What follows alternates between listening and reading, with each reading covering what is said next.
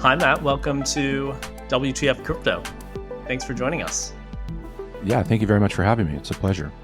Well, I'm really excited about today's talk because we're going to get to talk about mainstream media, how it treats crypto, and how the crypto media actually works. And we're doing that with you, Matthew Leising. The reason I'm especially interested in this is because media drives a lot of the market. It drives price movements every day when media comes out. Just look at Elon Musk and Dogecoin. And it also drives our lens on how we interpret what's going on. So media is like really, really important. And as we understand projects and various technologies that are coming out, media darlings, some media darlings get more play, some get less play and exposure. And that really ends up driving brands and following and value and what gets used. And so it's really important, but it seems kind of hard to interpret it because it seems like, a whole organic machine. And so I'm very excited that you're joining us to help explain that. I'd love to understand a little bit about your background and what makes you such an effective guide on this topic. Yeah, absolutely. So I've been a reporter since 2001 and spent most of my career at Bloomberg News from 2004 to 2021 when I left to start my own crypto media company called Decentral. So while I was at Bloomberg, I'd been covering Wall Street and went through the financial crisis and everything. My beat kind of evolved organically there, and I sort of like started covering derivatives markets and market structure, which is like how do markets work or not work, what's going on with regulation, fraud and scams, and like when the CFTC or the SEC would go after people, that all kind of fell under my beat. Of course, the financial crisis, was a huge, deal in the global economy. Big part of that was the unregulated derivatives market that traded over the counter, which is like private deals between very wealthy, supposedly sophisticated investors and banks. So in the aftermath, the Dodd-Frank Act came out and they basically, regulated that market for the first time. And so I covered that very extensively. And so by the time that was all done, I had a pretty good feeling for like how these markets work and how the banking system works with different, the banks and their customers. And so in 2015, I kind of finally wrapped my head around what blockchain technology was all about. And I realized that it was a network. It's a network of computers spread around the world. It's unstoppable. You can send Bitcoin between these two computers, anyone peer to peer, no government or corporation can get in the middle. So once that sort of gelled with me, I realized, well, Wall Street is kind of a microcosm of that as well. It's a network, and these folks, these hedge funds, these asset managers, these banks, they're trading amongst each other every day in a very similar fashion. So if they could apply this kind of network technology that blockchain now enable to their own business, it would the efficiency gains would be amazing, and they could really ramp up, and save a lot of money because banks have to set aside their own money while trades are settling, and that kind of ties up capital that they can't use in other ways. So that's a huge kind of constraint on the way the current system works. Of course, they wouldn't be using a public blockchain like Bitcoin or whatever. They could create their own network, but it would be private, and everyone would be known to each other because of the banking laws. But I didn't think that was such a big hurdle, and so that's kind of what got me into it. And then I just started following it, and Wall Street, was definitely onto it, and Ethereum was coming out, and it just sort of like grew from there. And in a few years, it like took over my entire beat, and all I was writing about was crypto. Like I very rarely wrote. I mean, to be honest, the bond market, there's not a lot that happens there. It's pretty sleepy, but like my whole beat was taken over. And then there was the craziness in 2017 when you had the run up where Bitcoin hit 20,000 for the first time. Was an all time high, and Ether was at like 1,400. And everyone, if you recall, and around the Thanksgiving dinner table in 2017, they were talking about crypto. Everyone was talking about it. Yeah, it had broken through, and so I had a couple year head start on that, and so I felt pretty good about it, and just went from there. And then I ended up writing a book about Ethereum and how it was created, and the founders, and all the kind of personal backstory, and the intrigue, and there was a lot of mistakes and crazy stuff, but it's just a fascinating story. And that was a really fun part of my career. And so here I am today, kind of the editor in chief of Dessential, and we're just kind of like trying to do our best to cover this industry in ways that we think they're not absent, but we think that they're not as prevalent as they could be, in the way that this industry gets covered by the press, both the trade press and the mainstream media. Okay, great. And so you spent 17 years at Bloomberg Yeah. on these beats. And so that's, in this day and age, that's a long time to spend at any one company, much less in journalism, Yeah. where there's a lot of changes over the last 20 years or so. So I'm sure you've seen it all. And it's actually quite interesting that you've seen it all from the finance TradFi perspective and now from the crypto perspective. So you've seen a lot of stories. Yeah, and I was lucky to be at Bloomberg because it's a very stable place. It's not based on ad revenue, which most media companies are. If you're not familiar with it, there's this thing called the Bloomberg Terminal, and it's just an amazing resource that banks and investors use. It's got like just a billion different functions, and some people on Wall Street can't live without it, and so they pay something like $22,000 a year to have to lease a Bloomberg terminal. It's a fantastic business. And then Bloomberg News is, a part of that. So we're not like, the terminals go up and down a little bit, but they make billions in profit every year. Like they're doing great. So the news side of it was somewhat sheltered. We didn't like go through mass layoffs like you see at other places, or like a shutdown, or so it's insulated in a great way there. So I was lucky to have that kind of security in a media landscape, like you said, that's very is shifting and changing a lot. Okay, well, I'm excited to dig into it and also understand more about the publication you've now started. I gotta ask though, since this is the week of the FTX debacle and mayhem, how do you feel like it compares to what you observed in 2008? Because it seems like there might be a lot of parallels, and I wonder how you think the media is that's grappling with each. It's a great question, and we write a newsletter every week, and that's going to be the topic of, like, we have a lead editorial in the newsletter, and that's what I'm going to write about. I haven't gotten to it yet, but I've been thinking it through, because I did make that parallel. And the funny thing is, it's definitely bad. In crypto, there's a lot of bad stuff happening, and people are losing money, which is never anything to feel good about. But I do think that there's a bit of a bubble in the crypto world where people, maybe, not everyone here, but a large part of the market that makes up the crypto, or it's people who are young. Maybe they haven't been through many, like a downturn, like the financial crisis for certain. Like that was, quite a while ago for a lot of these folks. They might have been in grade school, and so when I think about that, I think about... It's amazing to think about that. Yeah. But you're right. Yeah. Yeah. I mean, how old was SBF when the financial crisis happened? Yeah. I mean, No, what is he, in his early 20s? Not in college yet, right? Yeah.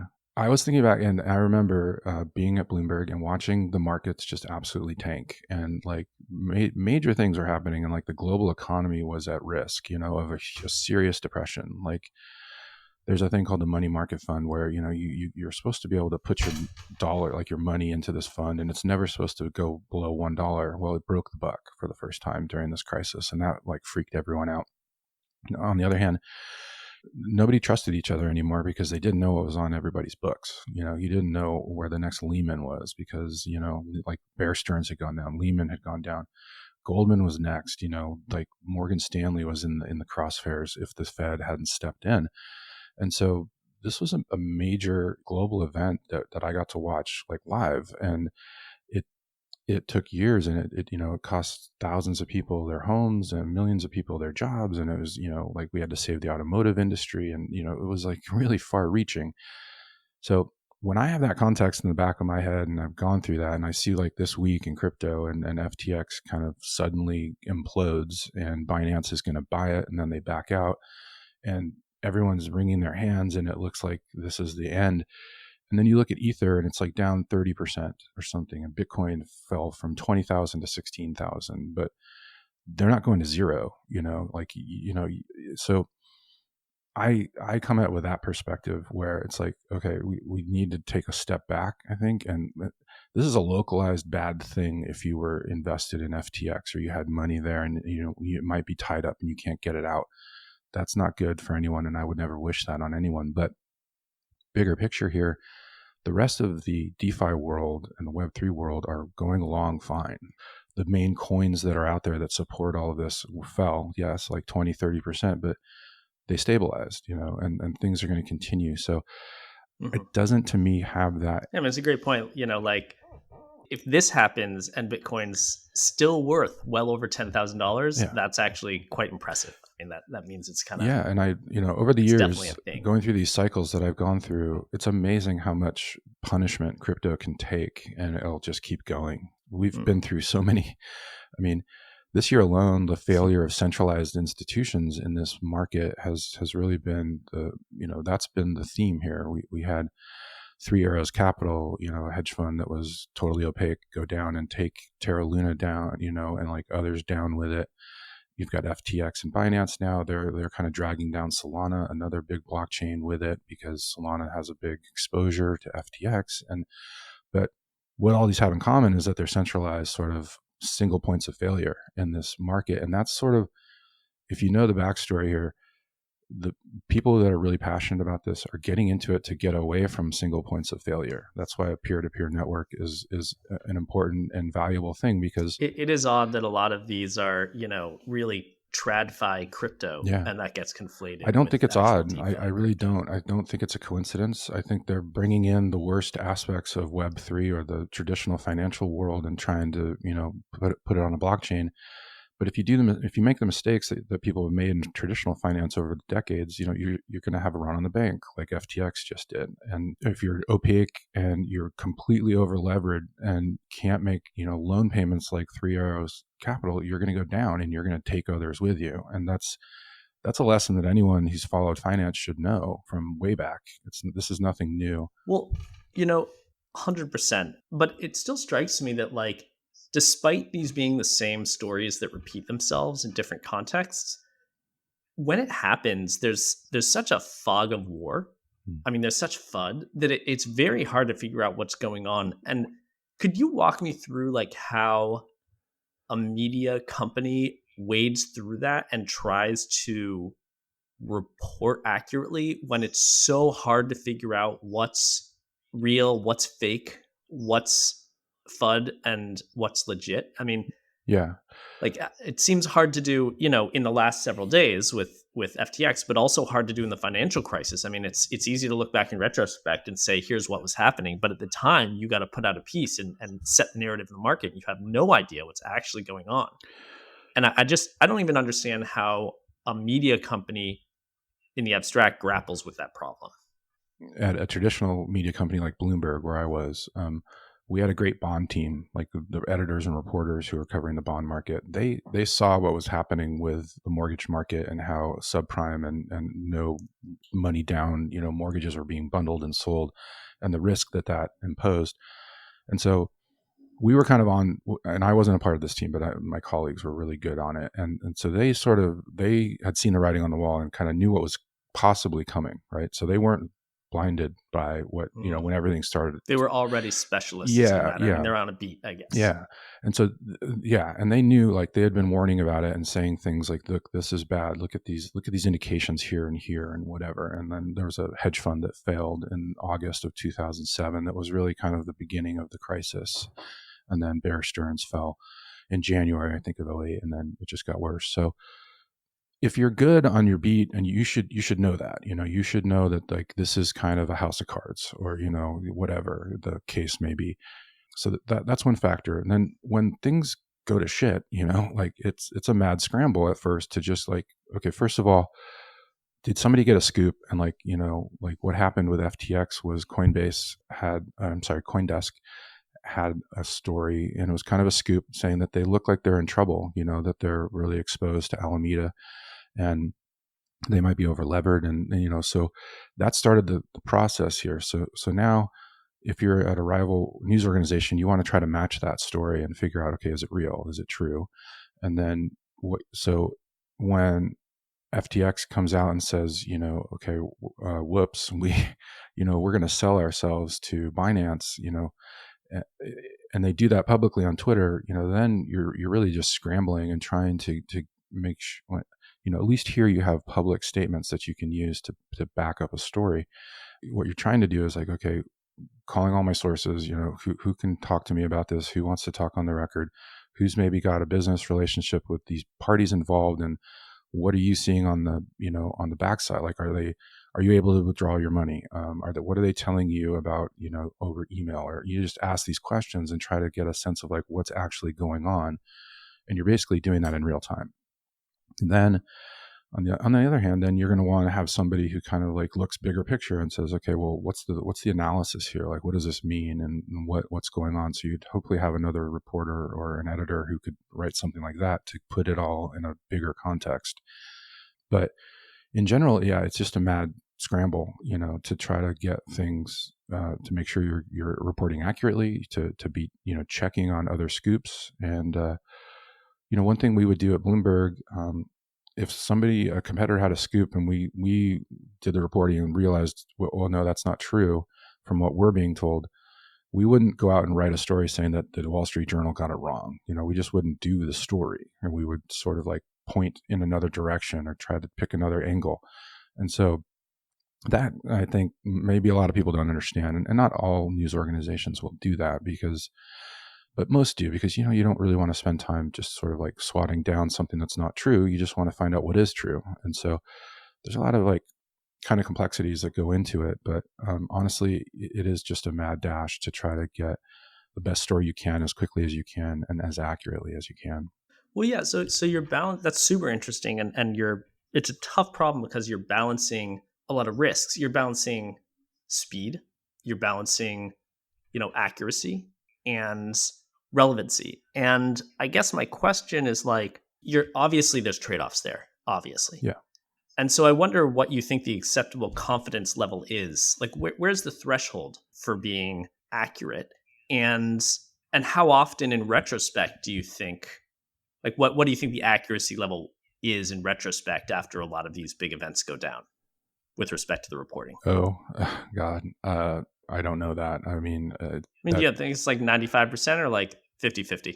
It really depends on what kind of media organization we're talking about, because I know at major ones, there's definitely checks involved where, I believe to report anything on a background basis where you're not naming your sources, you should have two separate sources telling you the same thing, ideally from sort of different sides of whatever you're talking about. If the source is really good and really firsthand, you can run with I think a single source, but that's kind of rare and not something that I'm a big proponent of. So that's sort of standard for major media organizations. But then you get into the trade press, and the standards get much looser, and probably single source. Not sure if the editors even know who the source is, because that's another thing. Some places, the reporters they won't, like, for whatever reason, and I don't agree with this, they won't have to tell their editors like who they're actually speaking with about, so, but I know that is allowed. And so when it comes to stuff like that, I don't have very high confidence at all. I'd say it's like 50-50. It has as much, chance of being right as it does as of being wrong. But those folks have a different kind of incentive. They want to get, they want to get readers, they want to get clicks, and they want to like try to beat everybody. So they'll cut corners. And I think that's a problem in all media. It's not just crypto, where you'll see things, the New York Post has a different standard than the New York Times for this kind of stuff. And so that's just the way, Makes sense. Yeah, there's these layers of like stratification in the media, and the lower you go, the less, then you get to the Inquirer, and people are just making stuff up. Yeah. And so trade publications in this context are like, CoinDesk, Cointelegraph. Yeah. Basically crypto specific publications. Defiant. Yeah. And so you mentioned editors, and a lot comes down to editors, and there's a lot of quality control. And we were talking about in these mad dashes, but zooming out, right? Mad dashes and just day-to-day coverage, like, who gets to decide what kind of goes in the paper and who focuses on what? I presume that's the editor, but I also assume there's some sort of interplay between editors and the journalists. Yeah, for sure. and it varies by publication. There's two cases. One is an editor will be very involved with the beat that they are part of, and can assign stories and say, hey, look at this. I want you to go find out what's going on here, or go try to do a profile of this person. So they can obviously assign stories, and those can be, again, like, try to break some news here. This doesn't make sense to us. Like, let's figure out what's actually going on. So, it can run the gamut between feature and breaking news, or news analysis. And then on the other hand, if a reporter has been in a beat a long time and they're very good, they should be bringing stories to the editors. They should be breaking news because they're talking to people and they understand what's going on and they know the context. So they can say, oh, hey, look, I got a scoop. Let's do it. And here's what it is. I'm going to write it up really fast, and then let's go for it. You got to get sourcing approval and all that stuff. So I know it varies depending on what sort of newspaper or magazine or whatever you're at these days. But that's usually, there's always a balance. But in my career, at least for a long time, I was usually bringing stories to the editors. Bloomberg is a bit hands off in terms of their editors getting involved in coverage. Like, they're there to edit and be a check on what you're saying and kind of copy edit, and also make sure that your sources are valid. But in my experience anyway, they didn't get super involved with the actual, like, dirty process of making the sausage. Can you talk through the incentives that an editor might face and the incentives that a journalist might face with respect to their career? Like, one's presumably, an editor is told doesn't want to get fired, and so there's certain things they just don't want to let through. But also they're responsible for perhaps a P&L and revenue growth, and so they're optimizing around eyeballs. But I don't know what the actual career incentives are for each of those two parties. It's a little nebulous. I think as a reporter, all you have is your reputation. And so you want to have a good reputation, and you build that by getting scoops and by telling people things that they don't know, and being accurate and being right about what you're telling folks. And so that lends a certain amount of power to a reporter, because then they're seen as somebody who can get scoops into the paper and break news. And so sources, don't forget the other side of this equation is sources in whatever industry you're covering, or whoever, politics, whatever, they have agendas as well. And so does the press. Everyone has their own agenda. So if it's like Wall Street or finance, somebody has an agenda and they're coming to a reporter with a story, or the reporter is asking the right questions and they're going to tell them what the reporter wants to know, because maybe they're saying something about a competitor, or they've, this is a juicy rumor that they want to see if it's true. And so they'll give it to a reporter, and then the reporter will go out and ask other people. Because one of the great things about being a reporter is I have access to everyone. Like, if I'm at, say, the crypto exchange Gemini, I can't just go call up somebody at the exchange at Coinbase and ask them what's going on. They're competitors, and, like, there's walls there, and people won't talk to competitors. But as a reporter, I've got access to all those people. So I can call them up and sort of triangulate and figure out, like, well, is this true, or what's true about it, or what's not true about it? And so you've got that.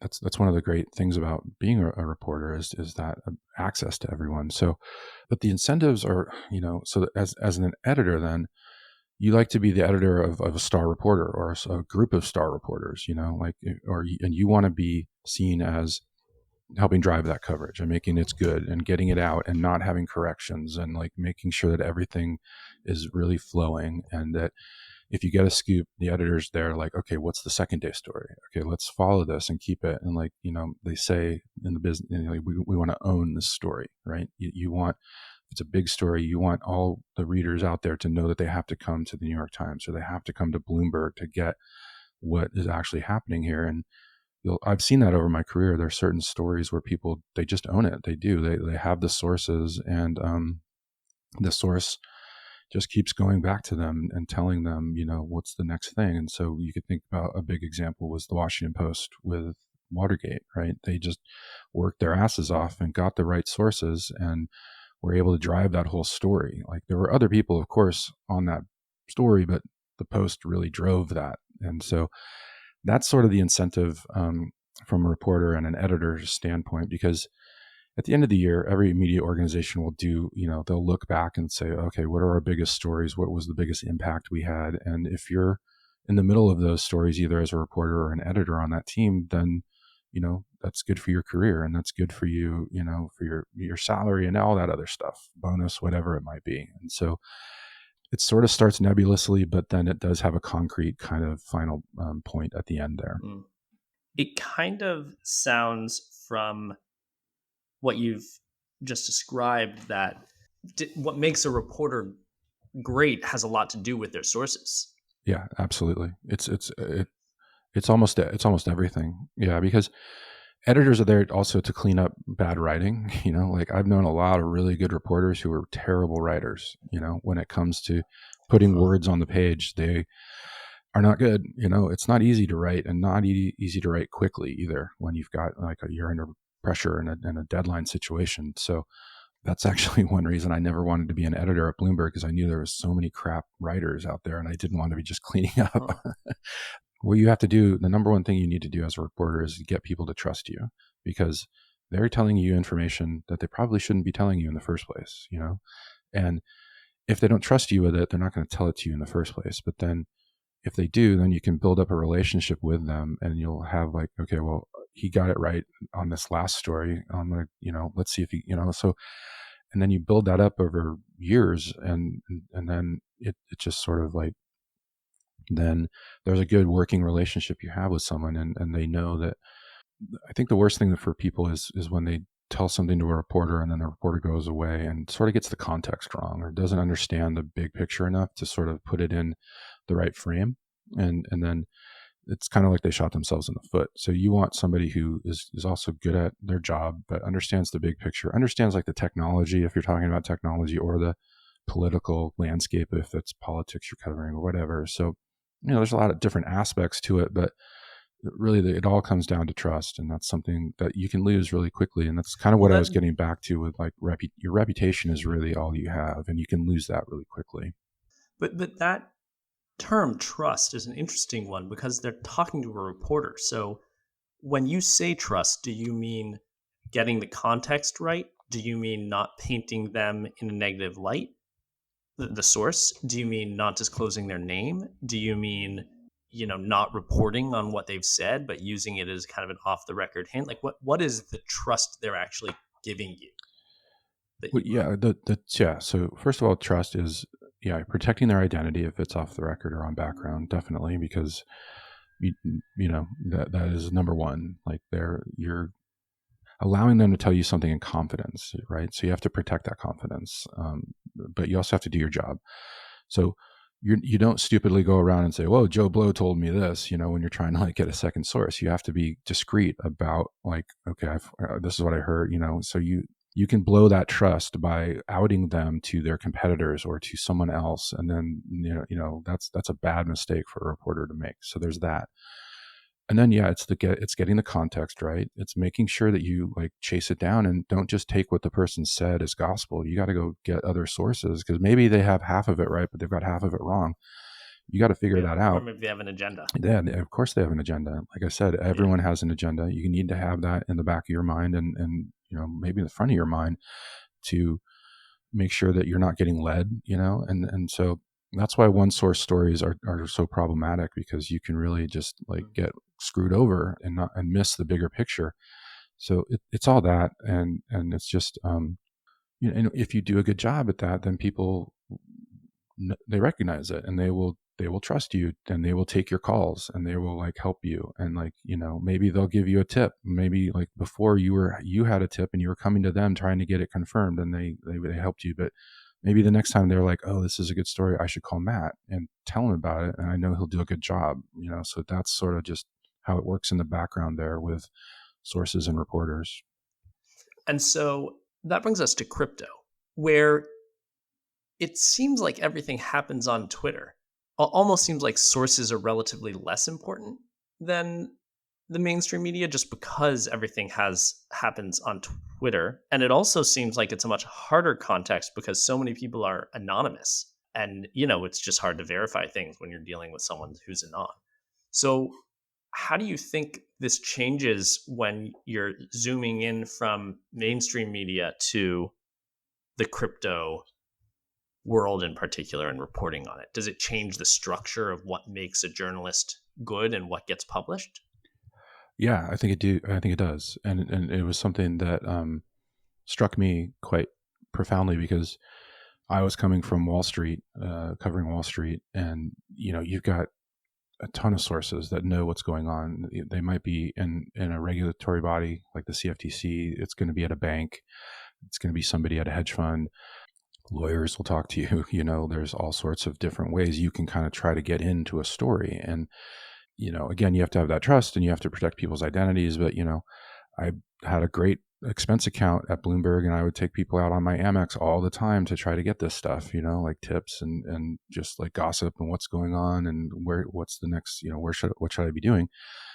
So that helped break a lot of news. Then I kind of shifted into crypto coverage and I realized really quickly that it was very different because, first of all, a lot of times what you're dealing with are startups that are small and maybe only have a handful of people who are running the show, but they might be very influential and they might be, like running a DeFi protocol or something that's got a lot of money backed into it. But if you hear something about them, there's only a few people that really know what's going on. And if they don't want to talk to you, you don't have the kind of triangulation ability that you do when it's like a Wall Street environment. So it can be really hard to get good information, from sources. Then there's the part that you mentioned on Twitter. Like a lot of people, if things go bad, I think it's just part of the crypto ethic is they put it out on Twitter. They'll just kind of go out and say it publicly, and then you'll watch the crypto press react to those tweets. It did change my perspective on like,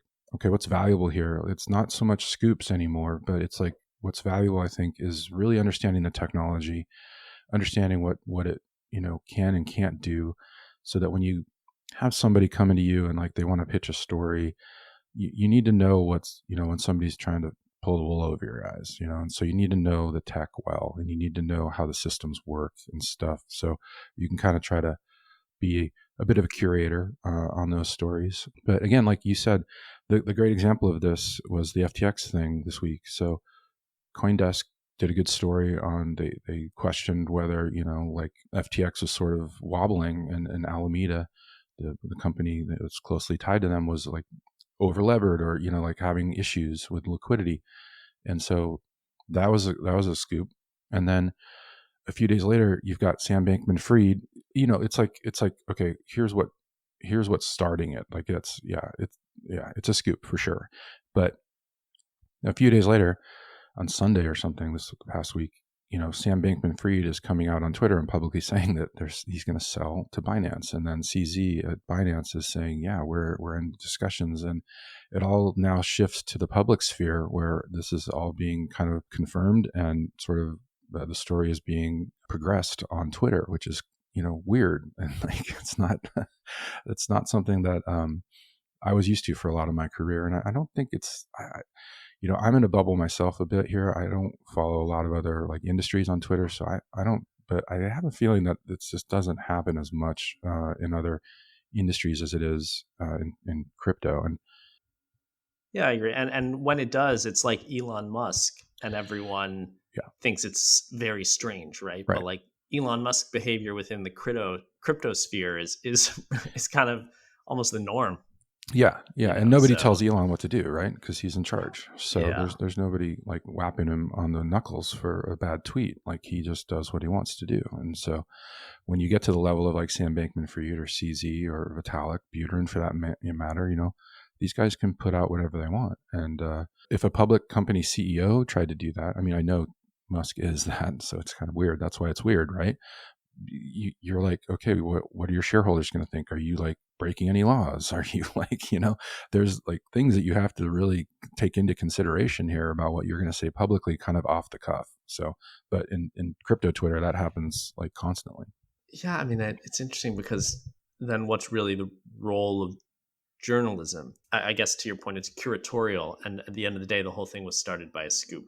In some sense, it Yeah. almost seems like it becomes inherently more investigative because that's where there's value to add. Yeah. I think that's always a huge value of journalism is the investigative part of it, and especially serving as a check and balance on power and on, influence, and whether, things, people are being exploited, or, like this is a scam and we're going to show you, we're going to prove it to you. And just so, that's always been and always will be a huge part of why journalism is important. That's no different in crypto journalism.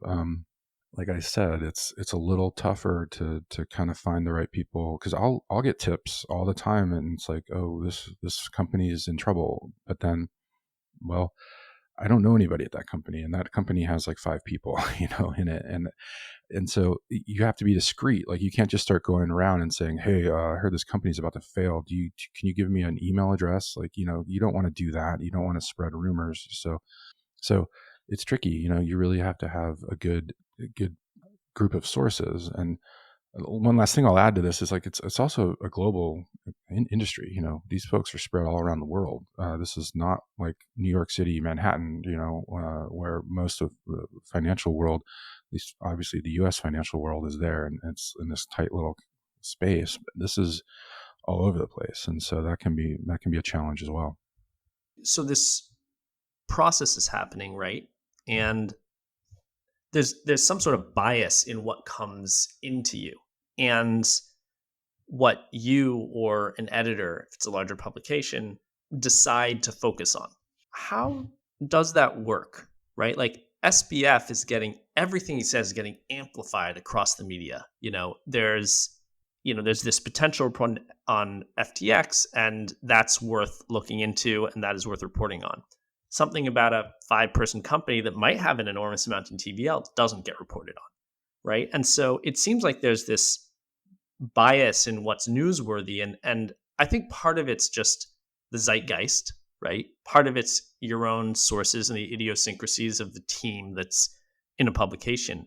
I'm sure there's also other factors, right? There's PR agencies, I guess, just what gets the most clicks. Like, where do you see as the most interesting and potentially problematic biases in who gets coverage and what gets coverage that's not just based on what you yourself view as newsworthy internally? The squeaky wheel, tends to get the oil, right? So I think that is sort of Elon Musk. He's easy to cover because he's saying so many things and going on Saturday Night Live and this and that, and so it's an ongoing festival with him.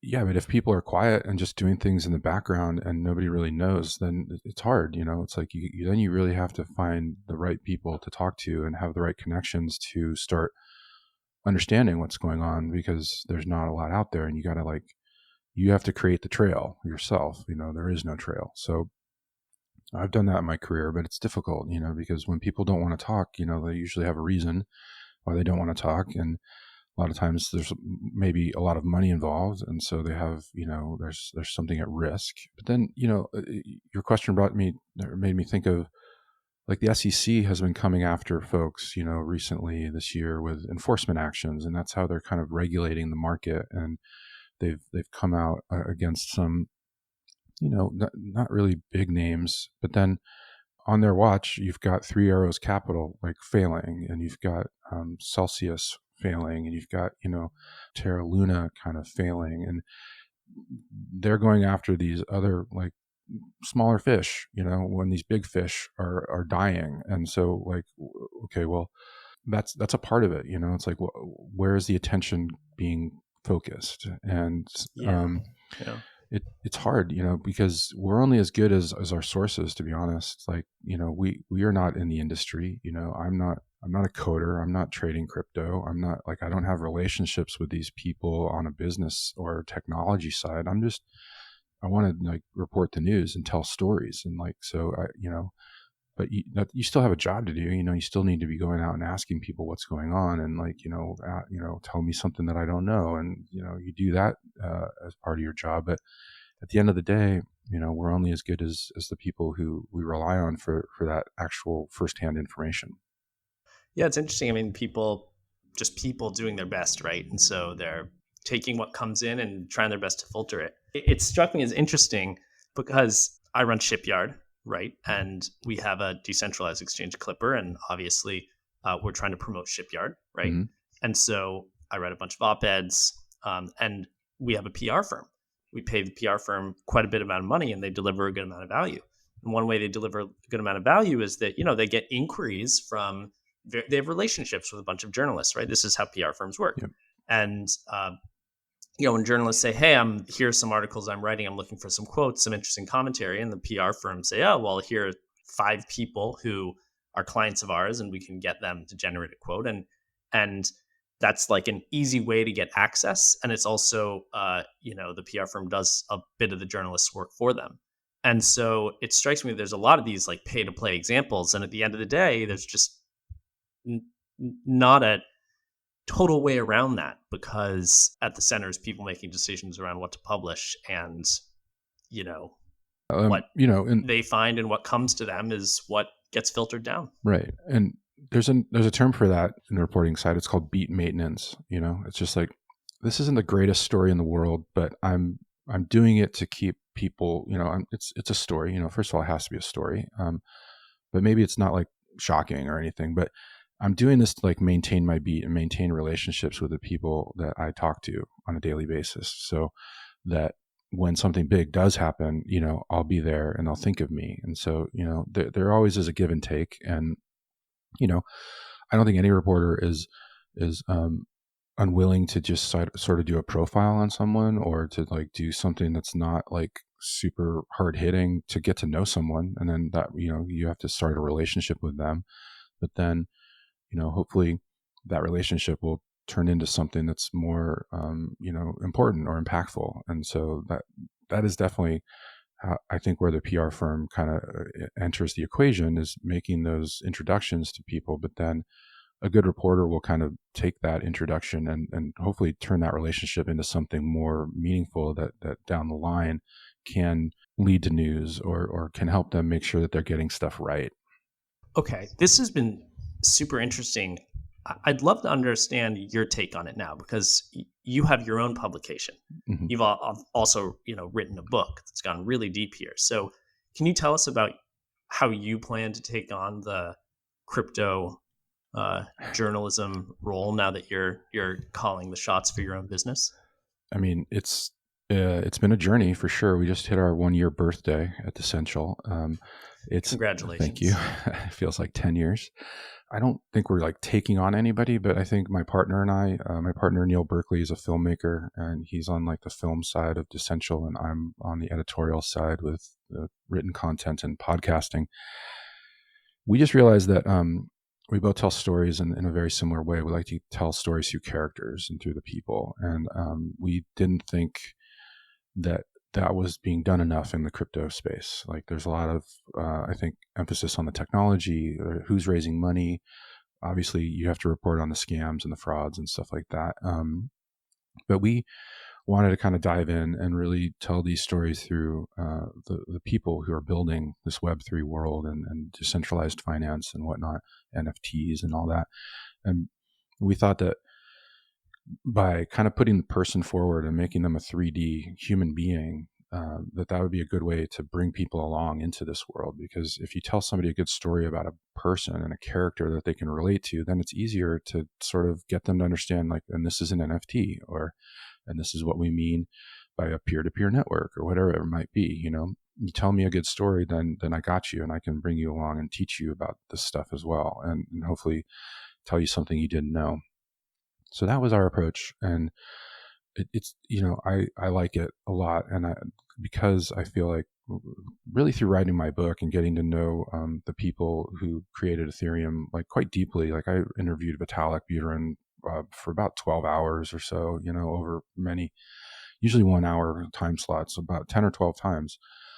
He shared personal emails with me from back in the day when he was like creating Ethereum, and I got to know a lot of the other folks really well that were involved and important. And so it just like kind of hit home that this space is full of fascinating, weird, funny, brilliant people, and that's when you're telling stories, that's what you want. You want your characters to be interesting and coming from all different walks of life, and that's really what in crypto. why did you quit your job? Why are you now like 24/7 into this? Like the risk is immense, but you see that everywhere. And so it really just kind of struck us that we didn't feel like that there was enough of that. And we felt that some of the mainstream coverage sort of almost like disrespects those people when it's cynical, or if it's like saying that this is all a Ponzi scheme, or, only reporting on the bad stuff that happens and not the things that are changing certain industries. So it was a disservice, and we just kind of wanted to plant our flag and say, look, we think that this is an amazing time and these are amazing people, and we want to tell you their stories. Out of curiosity, on decential.io, your site, Yeah. there's a number of stories. Can you tease one or two that you think were, I don't know, most interesting, or I don't want you to pick your favorite child, but two that were very interesting that you can tease for me and for listeners? Gosh. Yeah. So I mentioned the 1 year anniversary. And so we kind of pulled together our favorite stories over that year in podcasts. So you can find that on the site. That's sort of a quick primer. For me, yeah, I've interviewed Annika Lewis there, who's like their head of investment, and then we just had the guy Azim, we were talking to him about DAOs because he's got some, he's kind of positive and negative on them, and so it's a nice balance.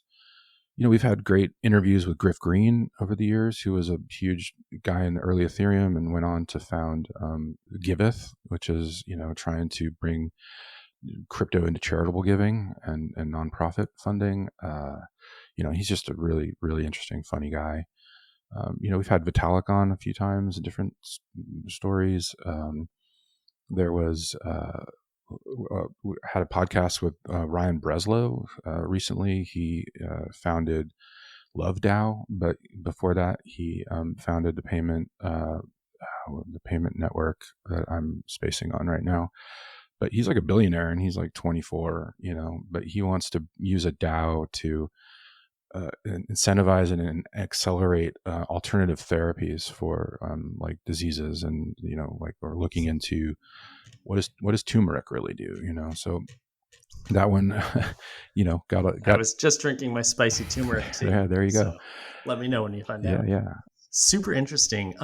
Is there anywhere else people can find you if they want to learn more? There's, of course, decential.io, decential.io. Is there anywhere else people should go if they want to learn more about you? Yeah, we're on Twitter. We're at Decential Media. The website's great. I'm on Twitter personally at Matt Leising. If you want to look at or check out my book, it's on Amazon. If you want to spend a little more money on a special edition, there are only 1,000 printed. You can find those at outoftheether.net. And yeah, we're just we're out there and accessible. So come to say hi and take a look. Awesome. Thank you. And thank you for writing the stories that we all get to read. Yeah, you're welcome, Mark. And thanks for having me on. It's been a pleasure.